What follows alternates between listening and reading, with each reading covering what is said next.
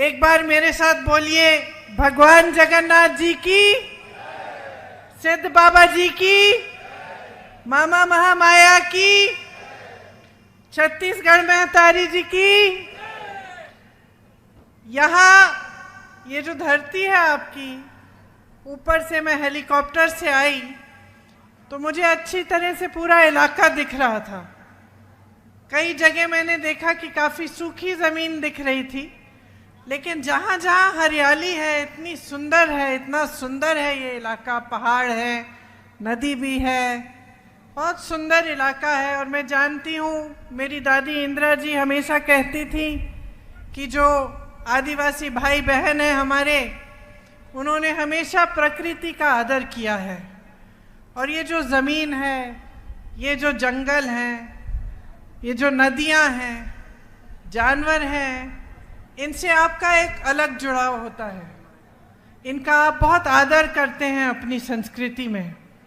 और आपकी जो संस्कृति है आपको सिखाती है कि सब आपस में जब फूले फलेंगे तभी इंसान आगे बढ़ेगा, फूलेगा फलेगा। तो आप हमेशा, चाहे प्रकृति की कुछ भी चीज़ हो, चाहे पेड़ हो, चाहे जैसे मैंने कहा जंगल जानवर हो, आप हमेशा उनका देखभाल करते हुए, सबको अच्छा रखते हुए ही अपने समाज को आगे बढ़ाते हैं। तो ये बात मुझे बचपन में ही इंदिरा जी ने सिखाई थी। जब वो आदिवासी क्षेत्र में जाती थी और उनके आदिवासी भाई बहन उनको कुछ देते थे, हमेशा अच्छी तरह से अपने घर में सजा के रखती थी। आज भी अगर उनके घर जाएं तो आपको उनके कमरे में वो चीज़ें दिखेंगी जो ख़ास तौर से यहाँ के जो छत्तीसगढ़ के आदिवासी भाई बहन हैं, उनकी कला और जो उनकी जो हस्तकला थी, वो चीज़ें आज भी उनके यहाँ, अगर जहाँ म्यूज़ियम बना है वहाँ पे आप जाएं तो आपको दिखेंगी। देखिए, यहाँ ये जो आपकी धरती है, यहाँ मजदूर यूनियन के जन्मदाता पंडित राम कुमार जी दुबे भी रहते थे। ये उनकी जन्मभूमि है। शिक्षा क्षेत्र में योगदान देने वाले विभूति भूषण लाहिड़ी जी का भी एक कर्मस्थली है। और भारत की अखंडता में प्रमुख भूमिका निभाने वाले श्री रतनलाल मालवीय जी, पंडित ज्वाला प्रसाद उपाध्याय जी और बाबूलाल गुप्ता जी भी थे। ये आपके महापुरुष हैं, आपकी ज़मीन से उठे, लड़े इस देश के लिए, कोई आज़ादी के लिए, कोई शिक्षा दिलवाने के लिए, तो किसी ने कोई और अच्छा काम किया। सबने अपनी भूमिका निभाई हमारी इस धरती के लिए, आपके यहाँ इलाके के लिए, लेकिन पूरे देश के लिए भी। ये प्राकृतिक संसाधनों से भरपूर धरती है। आप मेहनती लोग हो। रास्ते में पायलट जी बता रहे थे कि यहाँ शुरू में हर प्रदेश से अलग अलग लोग यहाँ आए, बंगाल से आए, बिहार से आए, और यहाँ पे जो खदानें हैं उनमें उनको रोज़गार मिला, यहाँ पे बसे। तो कुछ आपके पूर्वज अलग अलग प्रदेशों के भी होंगे और कुछ आप लोग इस प्रदेश के भी हैं। सबने यहाँ इस इलाके के लिए, अपने प्रदेश, अपनी धरती के लिए पूरी तरह से मेहनत की, उसको आगे बढ़ाने के लिए, अपने आप को विकसित करने के लिए, बच्चों के भविष्य बनाने के लिए। आपका जो छत्तीसगढ़िया सम्मान है, स्वाभिमान है, वो देश भर में उसका नाम बना है। और मेरे पहले बघेल जी बोले, मैं आपसे कहना चाहती हूँ कि बघेल जी ने खूब कोशिश की आपके प्रदेश को आगे बढ़ाने की, और मेरे ख्याल से उन्हीं कोशिशों की वजह से सबसे ज़्यादा आक्रमण उन्हीं पे हुआ। उन्होंने जो छत्तीसगढ़िया स्वाभिमान की बात उठाई, ये पहली बार पूरे देश भर में फैली। दिल्ली में भी सबने देखा सुना छत्तीसगढ़ के बारे में। मैं कहीं जाती थी, लोग मुझे कहते थे कि वहाँ पे तो बहुत तरक्की हो रही है, और लोग बात करते कि किस तरह से आपके प्रदेश को आगे बढ़ाया जा रहा है। तो जब ये काम तेजी से आपके प्रदेश में होने लगा, तो जो बाकी जो राजनीतिक दल हैं, खास तौर से भाजपा को ये बात पसंद नहीं आई। क्योंकि उनकी राजनीति कुछ अलग है। मेरी बहनें आप बैठी हैं, मैं चाहती हूँ आप बहुत गहराई से समझिए कि आज देश में किस तरह की राजनीति चल रही है, देश में कैसे नेताओं पर आक्रमण हो रहा है, कैसे नेताओं को आगे बढ़ाया जा रहा है। ये आपको समझना बहुत ज़रूरी है। देखिए, यहाँ चिरमिरी में सबसे पुराना जो कोयला का खदान है यही है कि नहीं? 100 वर्ष पहले ये बनाया गया। यहाँ जो कोयले का क्षेत्र है वो उसको आगे इंदिरा जी ने बढ़ाया। उन्होंने जो खदान है उनका राष्ट्रीयकरण कराया ताकि आप सबको रोजगार मिले, यहाँ पे खुशहाली आए, और इसी के जरिए लाखों मजदूरों को रोजगार मिला। आज जो देश में राजनीति है वो एक तरह से गरीबों के विरोधी, मजदूरों के विरोधी, श्रमिकों के विरोधी, किसानों के विरोधी राजनीति चल रही है। आपको बातें तो बहुत बड़ी बड़ी बताई जाती हैं, खास तौर से जब भाजपा के बड़े बड़े नेता आपके सामने आते हैं, आपको बताते हैं कि देश में बहुत खुशहाली है, अर्थव्यवस्था बहुत मजबूत हो रही है, हम तेज़ी से आगे बढ़ रहे हैं। बहुत चीज़ें गिनाते हैं कि बड़े बड़े इवेंट किए हैं, बड़े बड़े विदेश के प्रधानमंत्री और राष्ट्रपति हमारे देश में आए हैं। लेकिन जब मैं आपसे कहती हूँ कि आपको गहराई से बातें समझनी है, तो मेरा मतलब ये है कि ये जो नेता आपके सामने आते हैं और ये सारी बातें कर रहे हैं, भाजपा के नेता, खास तौर से मोदी जी, तो आपको गहराई से पूछना पड़ेगा अपने आप से कि भाई ये आपकी बात क्यों नहीं कर रहे हैं। आपकी समस्याएं बहुत बड़ी हैं आज के दिन, है कि नहीं? मेरे भाई यहाँ खड़े हैं, है ना? आपकी बड़ी बड़ी समस्याएं हैं, लेकिन उनकी बात इन मंचों पे नहीं हो रही है। इन मंचों पे जो बात होती है वो बड़े बड़े इवेंट की बात होती है। कोई G20 बोलता है, कोई पाकिस्तान की बात करता है, कोई चीन की बात करता है। आपके जीवन में जिन संघर्षों से आप गुजर रहे हैं उनकी बात नहीं होती। आज यहाँ आप ही के इलाके में हालात क्या है? कई खदानें बंद हो गई हैं, हुए हैं कि नहीं? हुए हैं ना? और कईयों का निजीकरण हो गया है। बघेल जी ने बोला बड़े बड़े खरबपति अडानी जी को दिए गए हैं, कांग्रेस के जरिए ये बनवाए गए। यहाँ पे कोरबा कोल फील्ड्स थी, सुपर थर्मल पावर स्टेशन बनाए, लेकिन मोदी जी ने लगभग सब कुछ आस्ते आस्ते अपने बड़े बड़े खरबपति मित्रों को दे दिया है। यहाँ के खदान, देश के बंदरगाह, देश के हवाई अड्डे, सारी सड़कें, बिजली, पावर, ये सारी चीज़ें अब अपने बड़े बड़े खरबपति मित्रों को सौंप दी हैं। ये सब चीज़ें बहनों और भाइयों, ये सब संपत्ति किसकी है? ये संपत्ति मोदी जी की नहीं है, ये संपत्ति किसी नेता की नहीं है, ये देश की संपत्ति है। देश की संपत्ति आप अपने आंखों के सामने आपने देखा। जब देश की संपत्ति थी तो रोजगार मिलते थे इन खदानों में, और सुरक्षा भी मिलती थी रोजगार की। आज सरकारी नहीं रहे तो बड़े बड़े सेठ तय करेंगे कि आपका वेतन क्या है, बड़े बड़े सेठ तय करेंगे कि इसको बंद करना है, चलाना है, बड़े बड़े सेठ सारे निर्णय लेंगे। तो जो आपको पहले एक रोजगार की सुरक्षा मिलती थी वो नहीं रही। आज श्रमिकों को ठेकेदारी द्वारा उनका शोषण हो रहा है। आपको ठेके पे नौकरी मिलती है, कितने पैसे मिलते हैं, नहीं मिलते हैं, इस पे कोई रोक नहीं है। मजदूरी कम मिल जाती है, मेहनत करते हैं आप, घर जाते हैं थके हुए, गर्मी में, इतनी गर्मी में, धूल में, खदानों के अंदर काम करते हैं, लेकिन वो मेहनत करने के बावजूद आपकी कमाई पूरी नहीं होती। कई लोगों की ज़मीनें खदानों के लिए ली गई, उन्हें मुआवजा नहीं दिया गया। पुनर्वास नहीं किया गया, रोजगार नहीं दिया गया, उनको ऐसे ही छोड़ दिया कि आपकी ज़मीन हम ले रहे हैं, किसी को दे रहे हैं, लेकिन आपके लिए कुछ नहीं है। आपका हक बड़े बड़े खरबपतियों को दे दिया गया है। इस ज़मीन पे, इन खदानों पे, इस जंगल पे, नदियों पे आपका हक है। वो हक आपको संविधान ने दिया। उस हक को मजबूत इंदिरा गांधी जी की सरकार ने किया और उसके बाद कांग्रेस की हर सरकार ने किया। जो आपकी ज़रूरतें हैं उनके लिए काम किया। आज परिस्थिति ये है कि एक भी ट्रेन, शायद एक ही ट्रेन आ रही है यहाँ। मैं ऊपर से देख रही थी कि दूर दराज इलाका है, यहाँ लोग पहुँचते कैसे हैं?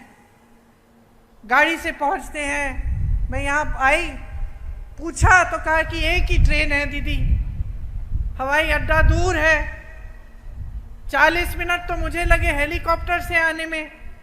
तो आप जब गाड़ी से जाते होंगे या आप ट्रेन से जाते हैं तो कितना समय लगता होगा? किसी ने आपको सुविधा दी नहीं, पूछा नहीं।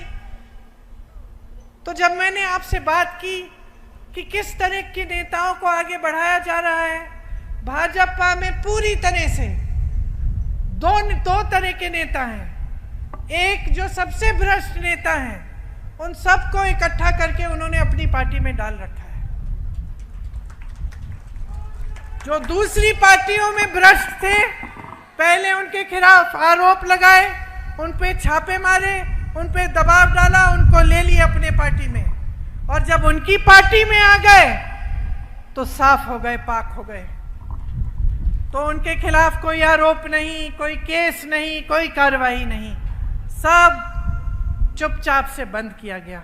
तो एक तरह का नेता है जो एकदम भ्रष्ट है, और दूसरे तरह का नेता जो सारी हवा की बातें करता है, जो आपकी बात नहीं करता। नरेंद्र मोदी जी से लेकर जो छोटा सा छोटा उम्मीदवार है, इनकी पार्टी में जब आपके सामने भाषण देने आएंगे तो आपके बारे में नहीं बात करेंगे, महंगाई के बारे में नहीं करेंगे, जो आप हर रोज़ जो आपकी समस्याएं हैं, जिनसे आप लड़ रहे हैं, आप संघर्ष कर रहे हैं, वो बातें नहीं उठेंगी। तो ये दो तरह के नेता हैं जो भाजपा में आगे बढ़ाए जाते हैं। हम कांग्रेस पार्टी में हमारा प्रयास होता है कि जिन नेताओं को हम आगे बढ़ाएं, वो सबसे पहले जनता के लिए काम करके दिखाएं। जनता के प्रति उनका समर्पण क्या है, उनकी श्रद्धा क्या है, क्या वो नेता समझ रहा है कि जनता ही सर्वोपरि है, कि हमारा देश एक लोकतंत्र है और इस लोकतंत्र में संविधान ने जनता को सबसे बड़ी शक्ति दी है, नेता को बदल डालने वाली शक्ति। हम चाहते हैं कि हमारी पार्टी में जो भी नेता हो, सबसे पहले इस बात को गंभीरता से समझे, क्योंकि जब इस बात को समझता है तब दिन रात एक करके आपके लिए काम करता है। वो मिसाल आपने अपने प्रदेश में देखा जब हमारी सरकार रही। मेरी आदिवासी भाई बहन हैं, हमने पूरा प्रयास किया कि हम आपके लिए सब कुछ जितना भी कर सकते हैं हम करेंगे। आपने देखा होगा कि हमने गौठानों को भी मजबूत बनाने की कोशिश की, आपके अधिकारों को मजबूत बनाने की कोशिश की, आपको पट्टे दिलवाने की कोशिश की। ये सब भाजपा की सरकार नहीं करती। इन चीज़ों पे, इन सब कामों पे रोक लगाती है। आज श्रमिकों का शोषण होता है, जैसे मैंने कहा, पता नहीं चलता कितना वेतन कौन देना चाहता है, वो दे देता है। हम अपनी पार्टी में ये प्रयास करना चाहते हैं कि आपके साथ न्याय हो। बघेल जी ने न्याय की बात की। हमने जो घोषणा पत्र निकाला है इस चुनाव में, उसका आधार यही है कि जो नेता हैं सब आपके प्रति समर्पित रहें, और जो सरकारें रहें वो भी आपके प्रति समर्पित रहें और आपके लिए आपकी सेवा करें। उस पत्र को हमने घोषणा पत्र नहीं, न्याय पत्र का नाम दिया। न्याय पत्र का नाम इसलिए दिया क्योंकि सबसे ज़्यादा अन्याय नरेंद्र मोदी जी के 10 सालों की सरकार में आपके साथ हुआ है। किसी बड़े खरबपति के साथ अन्याय नहीं हुआ, बड़े बड़े उद्योगपतियों के साथ नहीं हुआ, बड़े बड़े नेताओं के साथ अन्याय नहीं हुआ। वो सब आगे बढ़ रहे हैं। वो सोचते हैं आपका वोट ले लेंगे धर्म के नाम पर, इधर उधर की बातों करके, और उनको काम नहीं करना पड़ेगा। बघेल जी एक बार यूपी में आए जब मैं वहाँ काम कर रही थी, और मैंने कहा बघेल जी आप कुछ व्यापारियों से मिल लीजिए, उनसे बातचीत कर लीजिए, उनसे पूछिए उनकी समस्याएं क्या है। तो 1 घंटे बैठे व्यापारियों के साथ, और उसके बाद जब मैं मिली मैंने पूछा कैसी रही आपकी मीटिंग। तो कहने लगे मीटिंग तो बहुत अच्छी थी दीदी, लेकिन एक बात से मुझे बड़ा ताज्जुब हुआ। तो मैंने कहा क्या बात थी? तो उन्होंने कहा कि यहाँ यूपी में जो व्यापारी हैं वो मुझसे सवाल पूछने के लिए झिझक रहे थे, और जब मैं जवाब दे रहा था कठिन सवालों का, और जब मैं कह रहा था कि पूछो, मैं सवाल का जवाब देता हूँ, मैं बताता हूँ हम क्या करना चाहते हैं, तो वो थोड़े से घबराए हुए लगे। बाद में उन्होंने सबने कहा कि हमारे यहाँ ये परंपरा नहीं है कि हम मुख्यमंत्री जी से सवाल कर सके। तो उस समय बघेल जी और मेरी चर्चा हो रही थी कि क्यों है ऐसा, और उन्होंने मुझे बताया क्योंकि देखिए दीदी, जो चर्चा उत्तर प्रदेश में हो रही है, क्योंकि भाजपा की सरकार है, जो चर्चा हो रही है वो धर्म की चर्चा हो रही है, वो जाति की चर्चा हो रही है। तो नेता समझ गया है कि उसे काम करने की जरूरत नहीं है। चुनाव आएगा, धर्म की बात उठाएगा, जाति की बात उठाएगा, वोट पड़ जाएगा उसे, कोई काम के बारे में तो पूछेगा ही नहीं। काम के बारे में जो पूछता है उसको दबाया जाता है। तो मैंने जब इस बात के बारे में गंभीरता से सोचा तो मुझे लगा कि बघेल जी की यह बात बिल्कुल सही है कि जो जवाबदेही होती थी पहले, इंदिरा जी को मैंने देखा, राजीव जी को देखा, एक ज़माने में राजीव जी के साथ जब गांव जाती थी डांट पड़ती थी उन्हें गांव वालों से। उन्हीं के जो संसदीय क्षेत्र में अमेठी में डांट देते थे कि भाई राजीव भैया आपने हमारी सड़क नहीं बनाई, आओ चाय पियो बैठो हमारे साथ, लेकिन वोट हम तभी देंगे जब सड़क बनेगी। जागरूकता बहुत थी, प्रधानमंत्री से सवाल उठा सकते थे कि हमारी सड़क क्यों नहीं बनाई। आज वो जागरूकता जो है कम हो गई है। आज आपके सामने नेता आते हैं, आपको उकसा देते हैं, धर्म की बातें कर लेंगे, कह देंगे कि आपका धर्म संकट में है या फिर आपकी परंपराएं सुरक्षित नहीं है, और उसी के आधार पर फिर आपका वोट ले लेंगे।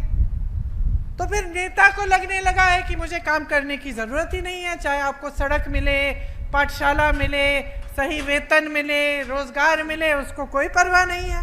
वो तो जानता है वोट तो उसको मिलना ही है, उसको बस धर्म का नाम लेना है।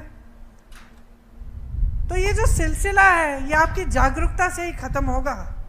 और आपकी जागरूकता कब आएगी? जब आप समझेंगे कि जो संविधान है हमारा, उसने आप ही क्यों शक्ति दी है।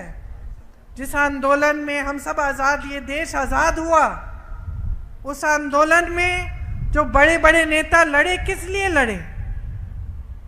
आपको मालूम होगा कि हमारे जो स्वतंत्रता सेनानी नेता थे बड़े बड़े, पंडित नेहरू हो, गांधी जी हो, उन अपनी सारी धन दौलत उन्होंने आंदोलन को दी।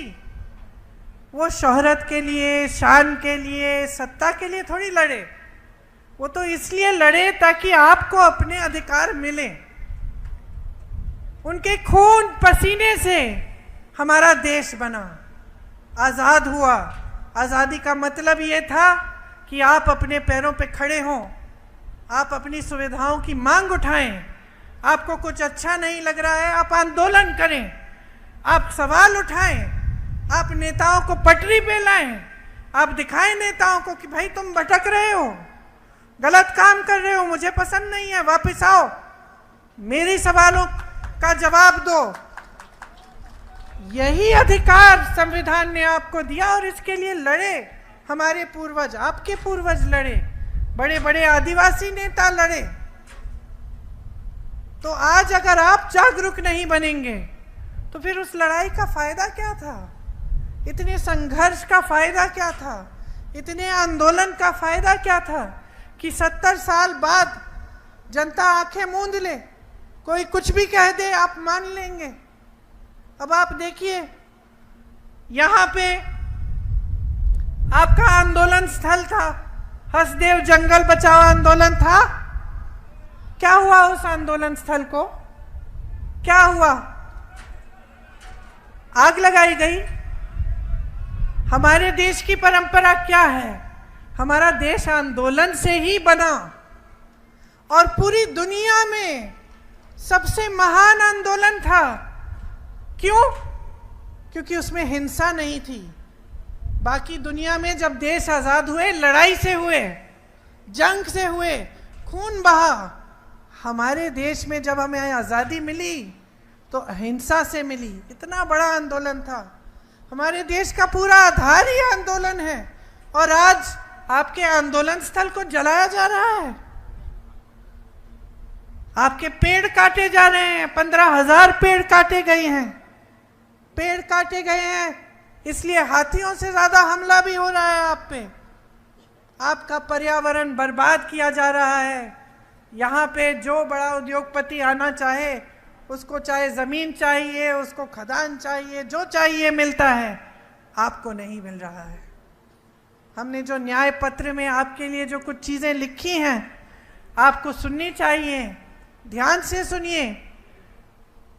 जांच से स्वास्थ्य के लिए, जांच से इलाज तक, आपकी पूरी सेहत की देखभाल की जो सुविधाएं हैं वो आपको मुफ्त में मिलेंगी, 25 लाख रुपए तक। जो न्यूनतम मजदूरी है 400 रुपए होगी। और जो शहरी क्षेत्र हैं, आपको मालूम होगा मनरेगा में 100 दिन की नौकरी की रोजगार की गारंटी कांग्रेस ने दी थी। मालूम है आपको? गांव में होता था मनरेगा, अभी भी है। मोदी जी उसको बंद करना चाह रहे थे, फिर उनको लगा कि बंद करने से नुकसान होगा, तो उन्होंने उसको चलने दिया, लेकिन उसको धीमा कर दिया है। जितना पैसा उसमें मनरेगा में कांग्रेस की सरकारें डालती थी, उतना नहीं डालते ये। इसी तरह से जैसे मनरेगा गांव में आपको दिया, हम आपको शहरों में यही देना चाहते हैं कि 100 दिन का जो रोजगार है वो आपको मिलेगा ही मिलेगा, वो गारंटी है। वन अधिकार के अधिनियम को हम लागू करना चाहते हैं, ये हमारी गारंटी है। एक स्पेशल बजट और स्पेशल प्लान, मतलब खास बजट कि खास पैसे अलग होंगे आपके लिए, कि आपके लिए उससे क्या क्या काम हो सके। भूमि अधिग्रहण का जो कानून है, उसमें जो संशोधन किए इन लोगों ने, जिससे अधिकार आपके कमजोर हो रहे हैं, उन संशोधनों को हम हटाएंगे। राज्य में पेशा के अनुसार कानून बनेगा, और जहां जहां आदिवासी आबादी ज्यादा है, उन पूरे क्षेत्रों को अनुसूचित क्षेत्र घोषित किया जाएगा। 1 साल में जितने भी आपके FRA के क्लेम्स हैं, उनका निपटान किया जाएगा। और जो आपके लघु वन के उपज हैं, उन पे आपको न्यूनतम समर्थन मूल्य मिलेगा, MSP मिलेगी। देखिए, मैंने आपसे कहा बहुत बड़ी बड़ी समस्याएं आपकी। सबसे बड़ी समस्या तो बेरोजगारी है। आज देश में 35 सालों में सबसे ज़्यादा बेरोजगारी है। ये बात मोदी जी कभी नहीं बताएंगे आपको, भाजपा के नेता कभी नहीं बताएंगे। ये कभी नहीं बताएंगे कि आज इस देश में 70 करोड़ लोग बेरोजगार हैं, कि 30 लाख पद खाली पड़े हैं। बहनों, ये पद पड़े हैं, लोगों को दे सकते हैं। ये नौजवान जो खाली खड़े हैं, इनको ये पद मिल सकते हैं। 5 सालों से मोदी जी ने दिए नहीं है, खाली रखे हैं। और बेरोजगारी बढ़ती चली जा रही है। जहां से रोजगार मिलता था, चाहे खेती हो, चाहे बड़े बड़े कारोबार हो, चाहे खदान हो, वो सब लगभग वहां से कमाई इन्होंने कम कर ली है जनता के लिए। अब अगर कमा रहा है तो बड़ा खरबपति कमा रहा है। खेती है तो कोल्ड स्टोरेज खरबपति को दे दिया है। खदान है तो खदान पकड़ा दिया है उसको। दूसरी कोई इंडस्ट्री का सेक्टर है, वो भी उनको पकड़ा दिया है। तो जो आम आदमी है, जो जनता है, किसान है, गरीब है, वो कमा नहीं पा रहा है। आज खेती में आप कितना भी काम कर लें, पूरी नहीं हो रही है आपकी कमाई, क्योंकि जो खेती का सामान है उस सब सामानों पे जीएसटी डाल रखा है, सारा महंगा हो गया है। जब तक आप वो सामान खरीदें, खाद मिले आपको, पेट्रोल डीजल इतना महंगा हो गया है, तो हर जगह महंगाई है। तो आप जब तक वो सब खरीदें और अपनी कमाई करें, कुछ बचता नहीं है। बच्चों की फीस भरनी पड़ती है, त्योहार होता है, कुछ लिपाई पुताई करनी है घर में, कोई बीमार पड़ता है, इलाज करना है, बहुत मुश्किल हो गया है, बहुत संकट हो गया है। महंगाई तो आप पूछिए ही मत। आप जानती हैं, दाल सब्जी मिट्टी का तेल सस्ता क्या रहा? कुछ नहीं रहा। जो छोटी मोटी आपकी बचत होती थी जो आप रख लेती थी कि चलो त्योहार आएगा कुछ खरीद लूंगी, वो भी नहीं छोड़ी। हर स्तर पर आपके लिए मुश्किलें खड़ी कर दी हैं। आप यहाँ बैठी है मेरी बहनें, संस्कार आप ही परिवार को देती हैं, बच्चों को आप बड़ा करती हैं। जब तक सब सो नहीं जाते घर पे तब तक आप सोती नहीं है, मैं जानती हूँ। ये सिर्फ आपकी बात नहीं है, हम दूसरे परिवारों में भी, बड़े परिवारों में भी, जिनके पास शायद कम है, जिनके पास ज़्यादा हो, सब परिवारों में कोई फर्क नहीं है। महिलाओं में महिला सबसे ज़्यादा काम करती है। महिला बाहर काम करती है तो घर पे जाके देखेगी कि बच्चों ने खाना खाया कि नहीं। अब मैं यहाँ हूँ, भाषण दे रही हूँ, घर जाऊँगी, पहले बच्चों को पूछूंगी कि क्या खाया, पढ़ाई की, बच्चा बेटा काम कर रहा है, काम कैसा था तुम्हारा। जब तक सब सो जाएंगे तब तक नहीं सोएंगे। हर महिला का यही जीवन होता है, संघर्ष का जीवन होता है। अत्याचार भी सबसे ज़्यादा महिलाओं के साथ भी होता है और हम संघर्ष करती हैं। हमेशा हम प्रयास करते हैं कि पहले सब खुश रहें, उसके बाद फिर हम अपनी खुशी देखते हैं। सच बात है कि नहीं, है ना? जहाँ परिवार को ज़रूरत होती है, जहाँ परिवार को ज़रूरत होती है, हम हमेशा परिवार के संघर्ष में शामिल होते हैं, खड़े होते हैं परिवार के लिए। और बच्चों की परवरिश की बात जब मैं करती हूँ तो ये सिर्फ आप अपने बच्चों की परवरिश नहीं कर रहे हैं, ये आप देश की नई पीढ़ी बना रहे हैं, देश की नई पीढ़ी की परवरिश कर रहे हैं। तो आपका ना देश के निर्माण में बहुत योगदान है। लेकिन आपको पूछने वाला कौन है? सारे नेता मंच पे आके कहते हैं महिला सुरक्षा, महिला सुरक्षा।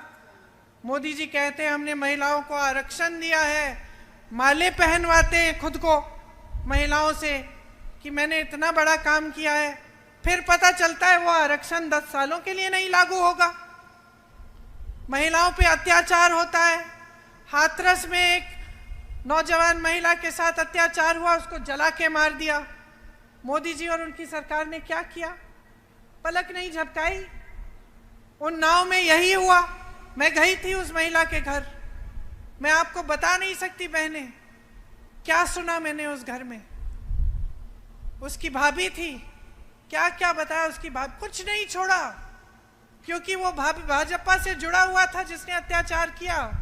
कुछ नहीं छोड़ा उस घर में। उसके पिताजी को पीटा, उसके भाइयों को पीटा, उसकी भाभी को धमकाया, 9 साल की भाभी की बेटी को धमकाया कि तुम पाठशाला मत आओ, तुमको भी दिखाएंगे।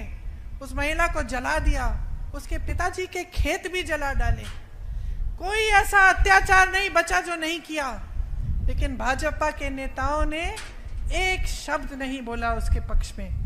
जहां जहां अत्याचार हो रहा है, जो अत्याचार कर रहा है उसे बचा रहे हैं। ओलंपिक की मेडल लाई, संघर्ष करके हमारी बहनें, बच्ची हैं 20-22 साल की, रोज सुबह कुश्ती लड़ने के लिए गांव से जाती हैं ट्रेनिंग के लिए, 6-6 बजे उठ के इतना संघर्ष किया, ओलंपिक के मेडल लाए। जब मेडल लाए, मोदी जी ने चाय पिलाई, घर बुलाया, फोटो खिंचाई अपने साथ, सारे अखबारों ने लिखा कि भाई मोदी जी की सरकार है, देखो इसलिए महिलाएं मेडल जीत रही हैं। जब वही महिला सड़क पे उतरी, उसी महिला ने कहा कि मेरे साथ आपके एक नेता ने, भाजपा के नेता ने अत्याचार किया है, मोदी जी मेरे सम्मान को बचाओ, मुझे मदद करो।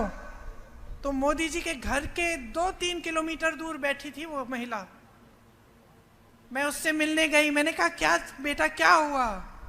कहती है मुझे सिर्फ न्याय चाहिए दीदी, मैं इतना लड़ी हूं देश के लिए, मैंने देश का गौरव, देश का सम्मान बढ़ाया है और आज मेरी सुनवाई नहीं है। मैंने सोचा था, उसने मुझे ये बात बोली कि मैंने सोचा था कि मैं गोल्ड मेडल लाई, कि मैं अगर सड़क पे आऊंगी अपनी बहनों की मदद के लिए तो मोदी जी मेरी बात सुनेंगे, क्योंकि जब मैं मेडल लाई थी तो मुझे घर बुलाया था। उसने मुझे बोला, वो इतनी मायूस थी, दुखी थी कि उस समय जब वो संकट में है, देश के लिए उसने इतना किया, लेकिन देश उसकी बात नहीं सुन रहा है, सरकार उसकी बात नहीं सुन रहा है। प्रधानमंत्री के पास 5 मिनट का समय नहीं है कि वो उसके पास आए या उसको घर बुलाए और बात सुन ले। उसके बजाय पूरी सरकार उस शख्स को बचाने में लगी थी जिसने वो अत्याचार किया। क्यों? क्योंकि राजनीतिक तौर पर उनकी मदद हो रही थी उससे।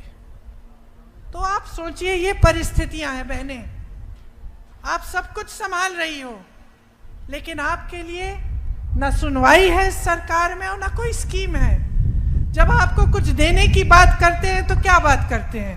लो 5 किलो राशन, है कि नहीं? कहीं पे कल मैं असम में थी, वहां कह रहे हैं कि लो 1200 रुपए दे देंगे तुमको। उनसे पूछिए ना, 1200 रुपए से आज क्या खरीद पाएंगे? एक सिलेंडर नहीं मिलेगा। 5 किलो राशन ठीक है, अच्छा है, ले लो, लेकिन इससे क्या आपका नौजवान बच्चा अपना भविष्य बना पाएगा? मेरे भाई खड़े हो, अगर मैं तुम्हें बोलूं ये लो रोजगार और ये लो 5 किलो बोरा राशन, कौन सा लोगे? कौन सा लोगे? क्यों? क्योंकि रोजगार तुम्हें आत्मनिर्भर बनाएगा, रोजगार तुम्हें शक्ति देगा, रोजगार तुम्हें अपने पैरों पे खड़े होने का सम्मान देगा। और 5 किलो राशन क्या देगा? बताओ क्या देगा? जब वो 5 किलो राशन खत्म होगा, फिर से तुमको किसके पास जाना पड़ेगा? फिर से मांगना पड़ेगा सरकार से, फिर से सरकार तुम्हें निर्भर बनाएगी। उस 5 किलो राशन पर निर्भर बनाने का प्लान है इनका। और इसी के बल पर, एक धर्म के नाम पर, दूसरा 5 किलो राशन के बल पर ये बार बार आपसे वोट मांग रहे हैं। जागरूक बन जाओ, जाग जाओ, इनको बोलो रोजगार दें तुम्हें। ये 30 लाख पद जो खाली पड़े हैं, इनको भर के दिखाएं। मोदी जी सामने आते हैं, पूछो इनसे, मोदी जी आप 70 साल की रट लगाए रखे हैं कि 70 साल में कांग्रेस ने कुछ नहीं किया। पूछो इनसे, बताओ इनको, कांग्रेस ने एक खदान बनाया, कांग्रेस ने आपको रोजगार दिलवाया, कांग्रेस ने आपको सम्मान दिया, कांग्रेस ने आपके समाज को आगे बढ़ाया। इन्होंने अपने खरबपति मित्र को दे दिया, इन्होंने आपसे रोजगार छीना, आपसे जमीन छीनी, आपसे जो आप खा रहे हैं, आपके पेट में जो खाना जा रहा है वो छीना है। जागरूक बन जाओ, क्योंकि जब जागरूक नहीं होगे तो सिर्फ आपका भविष्य नहीं, पूरे देश का भविष्य संकट में आएगा। आज आप अपने बच्चों के बारे में सोचो, आगे क्या करेंगे? अगर रोजगार बनाने के माध्यम और साधन ही सारे बंद कर दिए इन्होंने। हमारे न्याय पत्र में लिखा है कि महिलाओं के लिए 1200 रुपए नहीं, 8,500 रुपए हर महीने हम दिलवाएंगे। जो परिवार की सबसे बड़ी महिला है उसके खाते में जाएगा। 1 लाख रुपए सालाना बनता है ये। मैंने आपसे कहा 25 लाख तक आपका इलाज फ्री होगा और सरकारी नौकरियों में मेरी बहनों को 50% आरक्षण इसलिए मिलेगा ताकि मेरी बहनें अपने पैरों पे खड़ी हो पाएं। आशा, आंगनवाड़ी, मिड डे मील, मितानीन जो बहनें हैं, आप सबके वेतन में केंद्र सरकार से एक योगदान होता है, उसको हम 2 गुना करेंगे ताकि आपके वेतन बढ़े। तो सिर्फ ये आग्रह है आपसे कि आप जो देश की परिस्थितियां हैं वो समझ जाएं। देश की परिस्थितियां आज ये है कि आज आपके जो मुख्यमंत्री थे बघेल जी, इन पे इतना हमला क्यों हुआ, मैंने आपसे बताया, क्योंकि आपके स्वाभिमान की बात की। इनको अच्छा नहीं लगा कि कहीं पे एक प्रदेश में एक मुख्यमंत्री ऐसे हैं जो खड़े हो जाते हैं अपने प्रदेश के लिए, जो लड़ लेते हैं अपनी जनता के लिए, तो इनको दबाने की कोशिश की गई। इसी तरह से जो इनके खिलाफ लड़ रहा है उनके खिलाफ केस, भ्रष्टाचार के आरोप, इस देश के इतिहास में पहली बार ऐसा होगा कि 2 मुख्यमंत्री चुनाव के समय जेल में डाल दिए गए। उनमें से एक आदिवासी मुख्यमंत्री हैं हेमंत सोरेन जी, और देखिए क्या है आपका समाज, उनको जेल में डाला, उनकी बीवी खड़ी हो गई, शान से भाषण देती हैं, शान से प्रचार कर रही हैं, कह रही हैं मेरे पति अगर जेल में है कोई बात नहीं, मैं लड़ूंगी उनकी लड़ाई। ये है आदिवासी समाज की शान। और कितने सुंदर भाषण देती है, बहुत सक्षम महिला है, और हम चाहते हैं कि आप सब उनकी तरह सक्षम बने। विपक्ष पर हमला हो रहा है, एक तरफ विपक्ष को कहा जा रहा है भ्रष्ट हैं, भ्रष्ट हैं, भ्रष्ट हैं। मोदी जी तो शायद इकलौते नेता होंगे जो देश में मंच पे खड़े होकर कहते हैं कि मैं ही एक ईमानदार हूं जो सारी दुनिया से लड़ रहा है, भ्रष्टाचार से लड़ रहा है। बहुत ईमानदार हैं, बहुत ईमानदार हैं। इसलिए चुनाव के समय ईमानदारी से आपके काम की बात नहीं कर सकते। ईमानदारी से आपको ये नहीं बता सकते कितनी नौकरियां दी, कितने रोजगार दिए, कितनी पाठशालाएं खोली, कितनी यूनिवर्सिटी बनाई, कितने अस्पताल बनाए। ईमानदारी से नहीं कह सकते।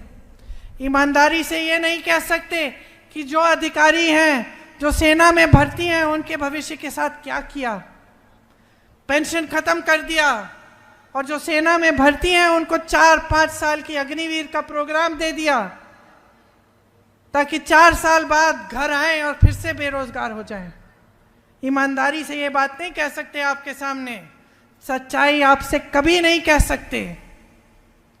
ये कहते हैं कि सबसे ईमानदार है, लेकिन सबसे बड़ी भ्रष्टाचार की स्कीम नरेंद्र मोदी जी इस देश में लाए। सुन लीजिए क्या थी वो स्कीम, कि जो भी चंदा देगा राजनीतिक दल को, जो भी चंदा देगा उसका नाम गुप्त रहेगा।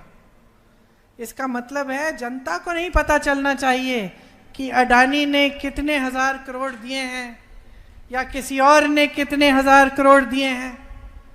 जब सुप्रीम कोर्ट में केस लगा और न्यायाधीशों ने ये कहा कि ये पारदर्शी होना चाहिए, तब अचानक मोदी जी, अमित शाह जी सब इंटरव्यू देने लग गए कि भाई हमने बड़ी पारदर्शी स्कीम बनाई, देख लो पहली बार पूरे देश में लिस्ट निकल आई है। अरे आपने थोड़ी निकाली लिस्ट, ये तो कोर्ट के ऑर्डर पे आपसे निकलवाई गई है लिस्ट, आपने तो इसको गुप्त रखा था।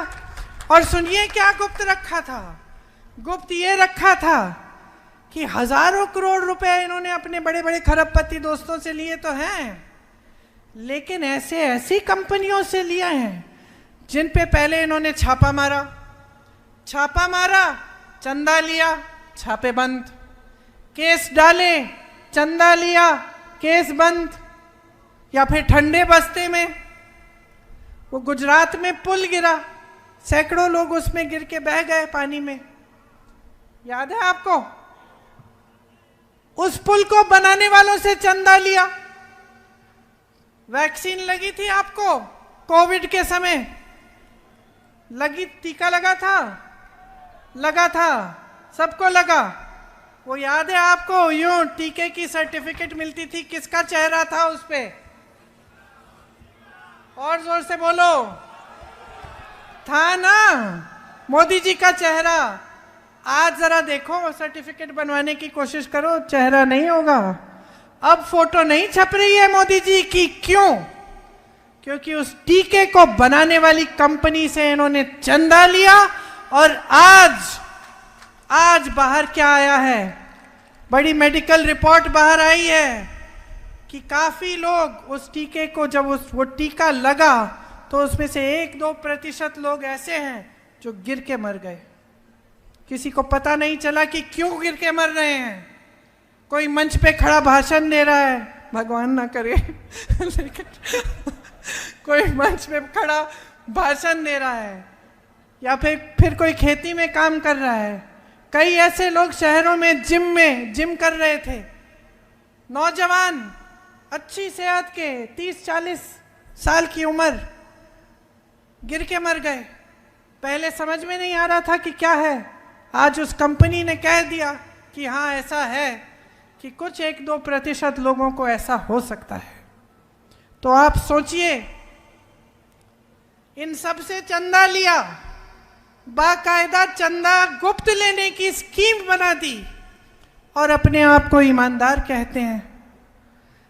भ्रष्ट नेताओं को अपनी पार्टी में लेते हैं, धो देते हैं, जैसे रिन वाले साबुन से धुलाई होती है ना, चमका देते हैं उनको, काले धंधे सारे साफ हो जाते हैं, सफेद हो जाते हैं।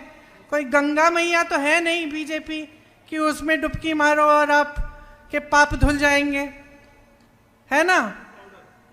वॉशिंग पाउडर लगाते हैं, सब साफ हो जाते हैं। बघेल जी कह रहे हैं मोदी वॉशिंग पाउडर है। तो ये सच्चाइयां नहीं कहेंगे आपके सामने, तो आपको कैसे समझ में बात आएगी। मैं मोदी जी का भाषण देख रही थी और मैं देख रही थी कि जो मैं उनके बारे में कहती हूँ वही हमारे बारे में वो कह रहे हैं, है कि नहीं। आप चलाइए, वो कहेंगे हम भ्रष्ट हैं, हम कह रहे हैं वो भ्रष्ट है। वो कहेंगे कि इन्होंने कुछ नहीं किया, हम विकास कर रहे हैं, हम कह रहे हैं भाई हमने विकास किया है, वो कुछ नहीं कर रहे हैं। वो हमें कुछ कहते हैं, हम कुछ कहते हैं। अब आप जनता हो, कैसे समझोगे कि ये मोदी जी सच कह रहे हैं या कांग्रेस के नेता सच कह रहे हैं, बताओ। हाँ, देखो बहने, घर में शादी होने वाली होती है ना, लड़का देखने जाती हो, क्या देखती हो सबसे पहले। मैं बताऊं, अगर मेरी लड़की की शादी हो रही होती तो मैं सबसे पहले क्या देखती कि लड़के की नीयत क्या है ना। ठीक है, काम करता है, मेहनती है, ये सब ठीक है, लेकिन नीयत क्या है। नीयत सही नहीं है तो शादी नहीं होगी, सही बात। तो नेताओं में नीयत क्यों नहीं ढूंढते। समझदार हो इतने, जो नेता बार बार आपके सामने आके कुछ इधर उधर की बातें करके चले जाता है, चुनाव के बाद मुंह नहीं दिखाता, चुनाव के बाद ना आपकी टूटी से पानी आ रहा है, ना आपकी सड़क बन रही है, ना आपका बच्चा पाठशाला जा पा रहा है, ना नौजवानों को रोजगार मिल रहा है, तो उसकी नीयत पे सवाल क्यों नहीं उठाते। नीयत पे सवाल उठाओ और अपना जो जीवन है ना उसके अनुभव पर उतरो। किसी की बातों में मत पड़ो। मैं यहाँ से चली जाऊंगी, आपको लगेगा ठीक है अच्छी बात बोली इसने, कहीं और कोई और आ जाएगा, फिर आपको उसकी बात अच्छी लग जाएगी। तो अब बीच में आप अटके हुए हो, तो क्या करना है, अपने जीवन के अनुभव को देखो। पिछले 10 सालों में आपके जीवन में तरक्की आई है कि नहीं आई है। आपके बच्चों को रोजगार मिला है कि नहीं मिला है। जो गांव में पाठशाला है वो पहले से अच्छा हुआ कि नहीं। मैं जानती हूँ आपके यहाँ बघेल जी ने बताया मुझे, कौन सा पाठशाला, आत्मानंद पाठशाले में आपको मुफ्त मिल रही थी शिक्षा। भाजपा की सरकार आई, अब फीस भरनी पड़ रही है। तो ये किसका अनुभव है, आपका अनुभव है। आपको एक रोजगार छूट रहे हैं क्योंकि भाजपा की सरकार बड़े बड़े खदान, बड़े उद्योगपतियों को दे रही है, किसका अनुभव है, आपका अनुभव है। कोई बीमार पड़ता है, स्वास्थ्य की सुविधाएं नहीं है, पैसा नहीं है इलाज के लिए, किसका अनुभव है, आपका अनुभव है। राजस्थान में कांग्रेस की सरकार थी, 25 लाख तक इलाज फ्री मिल रहा था, ये जनता का अनुभव है। तो आपका जो अनुभव है ना सबसे ज़रूरी, सबसे महत्वपूर्ण चीज़ यही है।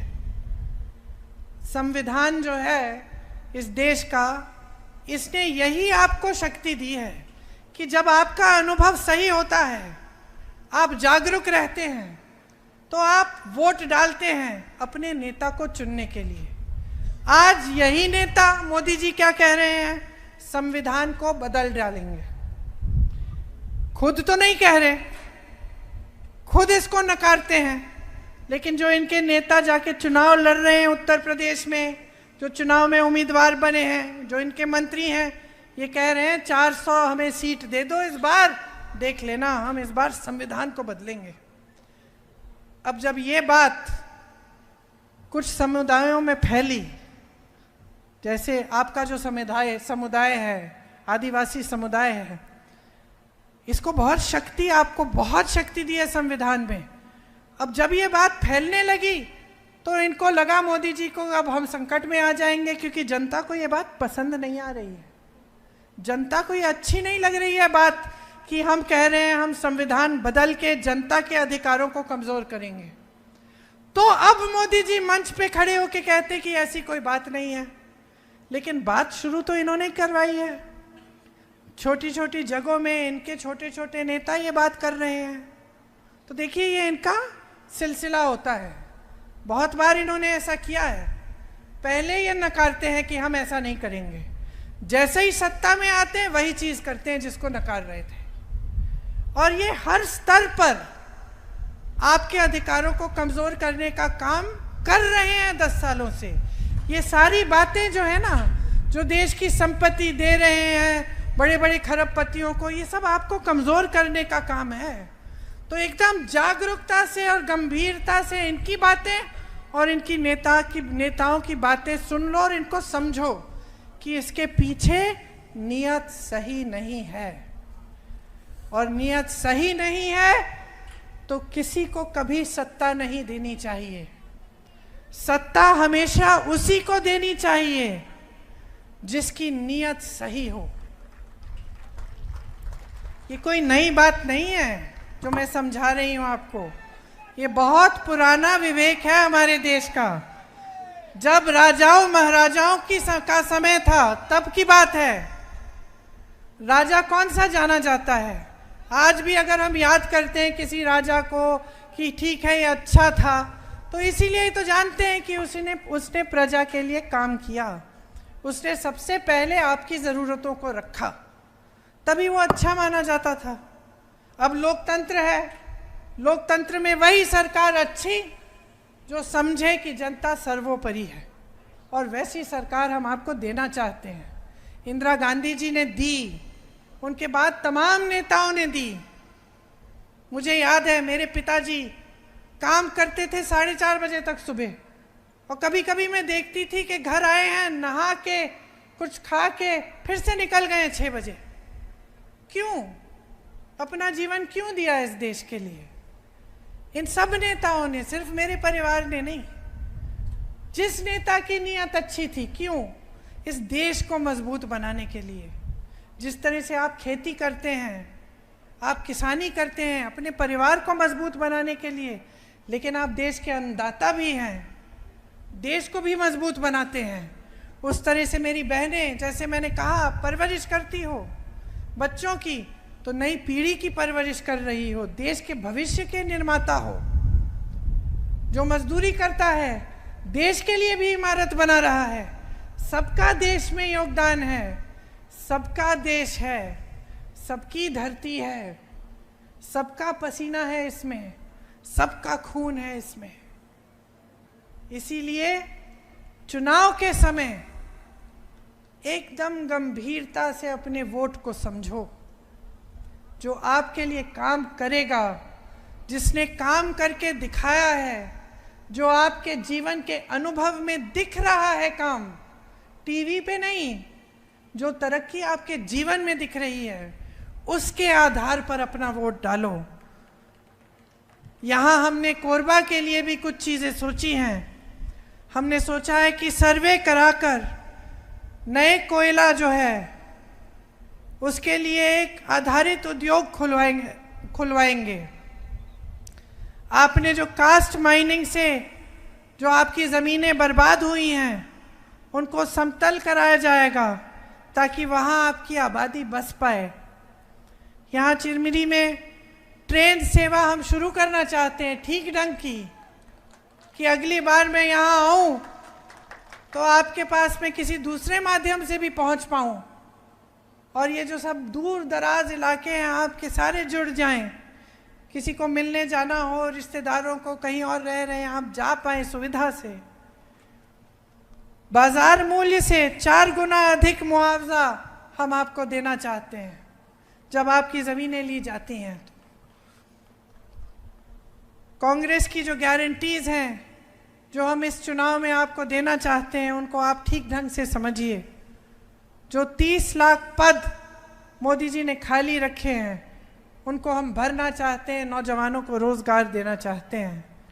जो स्नातक पास होता है उसको 1 लाख की हम अप्रेंटिसशिप दिलवाना चाहते हैं। मतलब आपने पढ़ाई की, माँ बाप ने मेहनत से पढ़ाया, रोज़गार नहीं मिल रहा है। हम चाहते हैं कि हर नौजवान को एक ऐसी अप्रेंटिसशिप मिले जैसे जो अमीर लोगों के बच्चों को मिलती है, कि जब पक्के रोज़गार से पहले एक नौकरी मिल जाती है, उसमें थोड़ा सीख भी लेता है और कमा भी लेता है, तो उसको अप्रेंटिसशिप कहते हैं। हम चाहते हैं कि ये आपके लिए भी ये सुविधा हो और ऐसे ही नौजवान 1 लाख रुपए सालाना कमा पाए। एमएसपी जो है, जो किसानों को मिलनी चाहिए, मैंने पहले आपसे कहा कि जो आपके जो मूल खेती है उसके लिए भी हम ये सुविधा कराएंगे, लेकिन हम कानून बनाएंगे कि आपको न्यूनतम समर्थन मूल्य मिलना ही है। ये आपका अधिकार बन जाएगा किसानों का।